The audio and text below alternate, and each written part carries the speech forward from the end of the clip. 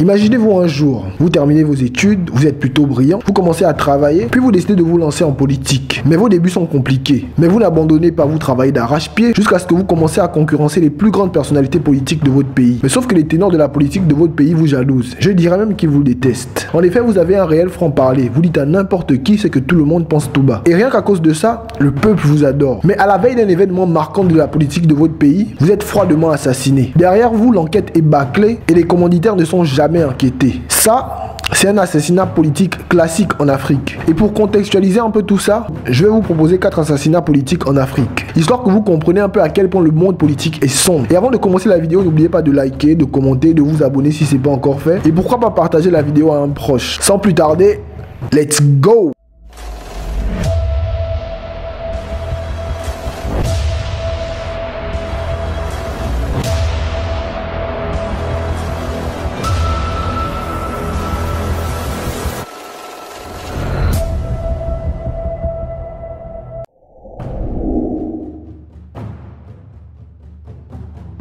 Le 1er janvier 2014, l'ancien chef des services de renseignement rwandais, Patrick Karegeya, est retrouvé assassiné dans une chambre d'hôtel à Johannesburg. Dans la chambre d'hôtel, on retrouve Patrick Karegeya, le cou enflé, et on trouve également une corde, ce qui conclut à un étranglement. Pour comprendre cette affaire, il faut remonter vraiment très loin. Patrick Karegeya était un ami d'enfance de Paul Kagame, ils ont grandi ensemble en Ouganda, et ils étaient tous les deux leaders du FPR, le Front Patriotique Rwandais, qui a pris le pouvoir après le génocide au Rwanda. Mais très vite, Patrick Karegeya va tomber en désaccord avec son ancien ami d'enfance, Paul Kagame. Il va se mettre à critiquer ses manière répressive. Et Paul Kagame ne va pas laisser passer ça. Il va rétrograder Karegeya au poste de porte-parole de l'armée. Voyez vous-même l'écart entre chef des services de renseignement et porte-parole de l'armée. Et en 2006, il est dégradé, puis emprisonné. En février 2008, il réussit à s'enfuir et il décide de s'exiler en Afrique du Sud. Et là-bas, il continue de critiquer le régime de Paul Kagame. Et il ne se contente même pas de critiquer, il menace clairement le président rwandais. Il menace par exemple de dire le rôle qu'il a eu dans l'assassinat du président rwandais Juvenal Habyarimana. Rappelez-vous, l'assassinat de Juvenal Habyarimana, c'est ce qui a causé le génocide au Rwanda. Et il dit clairement que la dernière fois qu'il a vu un régime aussi terrifiant, c'était Idi Amin Dada en Ouganda. Mais au fur et à mesure que les années passent, il devient de plus en plus menaçant. Et il revendique des attentats à Kigali. Et le 1er janvier 2014, on découvre son corps dans un hôtel hyper sécurisé d'Afrique du Sud. L'enquête ne permettra pas de savoir qui est derrière ce meurtre, mais il y a quand même des petits éléments qui vont fuiter. Après cet assassinat, par exemple, Paul Kagame dira « On est tué comme on a soi-même tué ». Je rappelle juste que Karegeya, c'est l'ancien ami de Paul Kagame. Et un certain Frank Twali, qui était membre du parti de Karegeya, va dire qu'il a été étranglé par un agent du FPR envoyé par Paul Kagame. Mais malgré tout ça, aucun commanditaire ne sera inquiété. Et des cas comme Karegeya au Rwanda, il y en a beaucoup.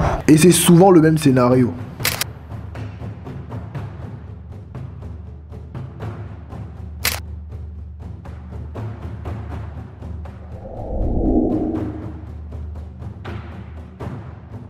Le 11 avril 2011, le monde entier découvre des images de l'ancien ministre de l'Intérieur ivoirien Désiré Tagro, complètement méconnaissable, la bouche fracassée, mais aussi ensanglantée. Ce dernier est à l'arrière d'une double cabine et il est en train de demander de l'aide. Et il décédera plus tard des suites de ses blessures. Et essayons ensemble de comprendre ce qui s'est passé ce jour-là. Nous sommes en pleine crise post-électorale en Côte d'Ivoire, qui oppose Alassane Ouattara et le président Gbagbo. Et dans la nuit du 10 au 11, Désiré Tagro fait savoir à Laurent Gbagbo qu'il a envie d'être avec lui durant cette période décisive. Qu'il veut être là au réveil du président. Sauf que le camp Gbagbo est déjà en train de céder. Et le lendemain, la résidence de Laurent Gbagbo est prise d'assaut. Vous avez encore certainement les images en tête. Sauf que ce jour-là, on arrête également plusieurs de ses proches. Mais à un moment donné, ils vont entendre des coups de feu. Dans un premier temps, ils vont croire que c'est le président Gbagbo qui a été tué. Mais ils se rendent compte plus tard que c'est Désiré Tagro qui a reçu une balle dans la mâchoire. Et pendant un long moment, il est en train d'agoniser. Il demande à l'aide et les images sont horribles. Mais des gens réussissent quand même à le filmer alors qu'il est à l'intérieur d'une double cabine. Franchement, les images sont insoutenables. Pendant un long moment, il est laissé sans soins avant d'être conduit à l'hôpital du Golfe. Et là-bas aussi, il ne sera pas traité à cause de la situation du pays. Et il décédera dans la nuit. Jusqu'au jour d'aujourd'hui, personne ne sait réellement ce qui s'est passé. Certains disent même que Désiré Tagro s'est suicidé. Mais bon, soyons sérieux. Mais bon, comme dit sa famille, essayons juste d'entretenir sa mémoire.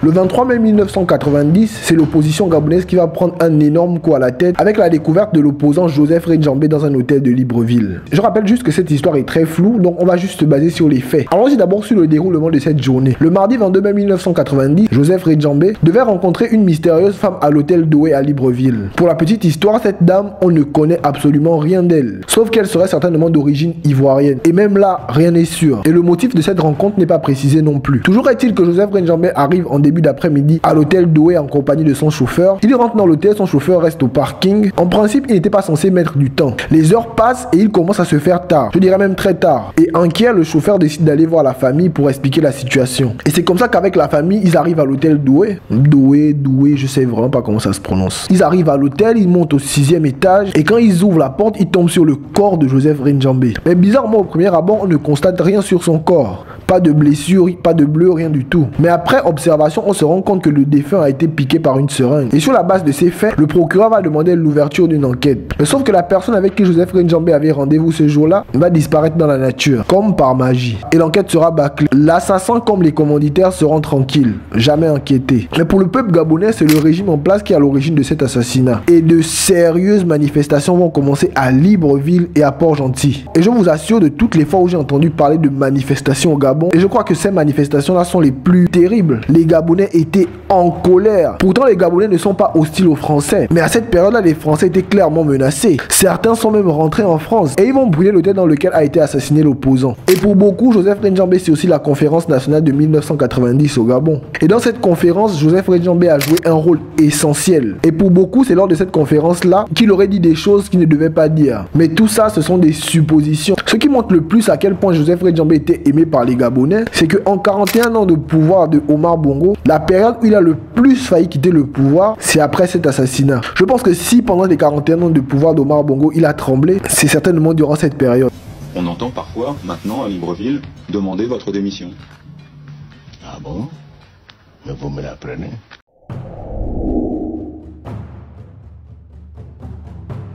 Martinez Zogo était un chroniqueur, journaliste camerounais qui dénonçait les faits de corruption au Cameroun. Et lors de sa dernière intervention dans son émission Embouteillage, il disait ceci. Ce monsieur qu'on appelle Jean-Pierre Amougou Belinga, il gagne les marchés à la présidence et partout. Dans quelques jours, je vais gâter le coin. C'est pas possible ça. Non. Les documents, si, on va voir ça dans ce pays. Quelques jours après ses propos, le 17 janvier 2023, vers 20h en rentrant chez lui, il sera suivi par un gros 4x4. Par peur et instinctivement, Martinez Zogo se dirige vers la gendarmerie parce qu'il se sent en danger. Mais arrivé à la gendarmerie, les grilles sont fermées, il se manifeste du mieux qu'il peut, il fait du bruit, mais rien du tout. C'est à ce moment-là que des hommes descendent du 4x4, prennent Martinez Zogo et l'emmènent dans un lieu inconnu, où il sera torturé et battu à mort. Pendant 5 jours, il sera recherché par ses amis et ses proches, et c'est un homme qui allait au champ à 15 km de Yaoundé qui va découvrir son corps. Et aussitôt, il va appeler la police. Et là, c'est l'hécatombe parce que c'est le corps de Martinez Zogo qui est complètement méconnaissable. Il a même des membres amputés et il est complètement nu. Et l'autopsie va même révéler qu'il a été sévèrement torturé. Et le pire dans tout ça, c'est que les assassins ne vont pas cacher le corps. Ils vont l'exposer comme s'ils voulaient faire passer un message. Mais cet assassinat va faire couler beaucoup d'encre. Que ce soit la presse nationale ou internationale, tout le monde va en parler. Ce qui va pousser les autorités camerounaises à agir. Et c'est dans ce sens que le président Paul Biya va décider d'ouvrir une enquête. Et sans grosse surprise, l'enquête va voir l'arrestation de Amougou Belinga, celui qui avait été menacé par Martinez Zogo. Amougou Belinga sera également arrêté avec plusieurs autres personnalités du pays. À l'heure où je vous parle, l'enquête se poursuit et il y a environ quelques jours, Amougou Belinga a été mis en liberté provisoire. En vérité, je vous raconte cette histoire parce que c'est plus l'actualité qu'autre chose. Est-ce que ça illustre bien le phénomène? Les amis, c'est déjà la fin de cette petite vidéo. Dites-moi ce que vous en pensez. Est-ce que vous avez d'autres assassinats politiques en tête? Dites-moi en commentaire. Moi, par exemple, là, je pense à Babacar Seye du Sénégal. J'en parlerai peut-être dans une autre vidéo. Je pense aussi au Gabonais Luna Depeno et je pense aussi au fils de Marianne Gwabi qui a été également assassiné. Je vous laisse me mettre un assassinat politique en commentaire. Sur ce les amis, prenez soin de vous, prenez vraiment soin de vous et au revoir.